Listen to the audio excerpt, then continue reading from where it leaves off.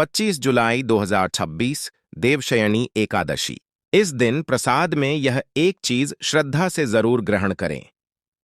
भगवान विष्णु की कृपा और समृद्धि का रहस्य। क्या आपने कभी सोचा है कि साल में एक ऐसा भी दिन आता है जब स्वयं भगवान विष्णु योग निद्रा में चले जाते हैं और उसी क्षण से पूरे ब्रह्मांड की आध्यात्मिक ऊर्जा बदल जाती है। कहा जाता है कि इस दिन श्रद्धा, भक्ति और सात्विक जीवन का विशेष महत्व होता है। कई घरों में यह परंपरा है कि भगवान विष्णु को एक विशेष सात्विक प्रसाद अर्पित कर उसका थोड़ा सा प्रसाद पूरे परिवार के साथ ग्रहण किया जाता है। मान्यता है कि ऐसा करना शुभ माना जाता है और घर में सुख समृद्धि की कामना की जाती है। लेकिन वह प्रसाद क्या है और आखिर देवशयनी एकादशी को इतना महान क्यों कहा गया है? आज की इस वीडियो में हम शास्त्रीय मान्यताओं, पौराणिक कथा और परंपराओं के आधार पर विस्तार से जानेंगे। इसलिए वीडियो को अंत तक अवश्य देखें। आषाढ़ शुक्ल एकादशी को देवशयनी या हरिशयनी एकादशी कहा जाता है। धार्मिक मान्यता है कि इस दिन भगवान विष्णु क्षीर सागर में शेषनाग पर योग निद्रा में चले जाते हैं और 4 महीने बाद देवउठनी एकादशी पर जागते हैं। इसी अवधि को चातुर्मास कहा जाता है।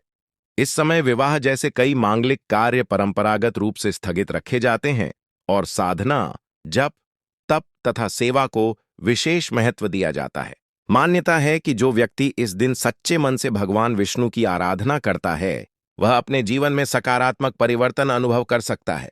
यहाँ यह समझना आवश्यक है कि शास्त्र कहीं भी यह नहीं कहते कि बिना कर्म किए केवल एक उपाय से अचानक अपार धन मिल जाएगा। धर्म हमें भक्ति के साथ साथ सद्कर्म और परिश्रम का भी संदेश देता है। पौराणिक कथाओं के अनुसार देवशयनी एकादशी का दिन देवताओं और अर्षियों के लिए भी अत्यंत पवित्र माना गया है। भगवान विष्णु जब योग निद्रा में जाते हैं, तब सृष्टि का संचालन उनकी दिव्य व्यवस्था के अनुसार चलता रहता है। इसी कारण भक्त इस दिन विशेष पूजा, व्रत और दान करते हैं। कहा जाता है कि एक समय एक निर्धन ब्राह्मण अत्यंत श्रद्धा से प्रत्येक एकादशी का व्रत रखता था। उसके पास धन नहीं था, लेकिन उसकी भक्ति सच्ची थी। वह भगवान को केवल फल, जल और सात्विक प्रसाद अर्पित करता था। धीरे धीरे उसके जीवन में ऐसे अवसर आने लगे जिनसे उसका परिवार सुखी होने लगा। इस कथा का संदेश यह नहीं कि चमत्कार से धन बरस गया, बल्कि यह कि श्रद्धा, संयम और अच्छे कर्म जीवन में शुभ अवसरों के द्वार खोलते हैं।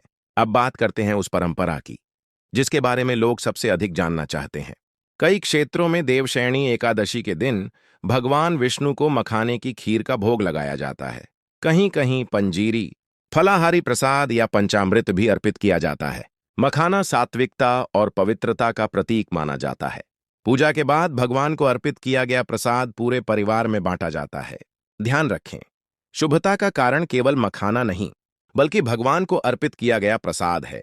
प्रसाद श्रद्धा, कृतज्ञता और ईश्वर के आशीर्वाद का प्रतीक है, इसलिए इसे सम्मान पूर्वक ग्रहण करना चाहिए।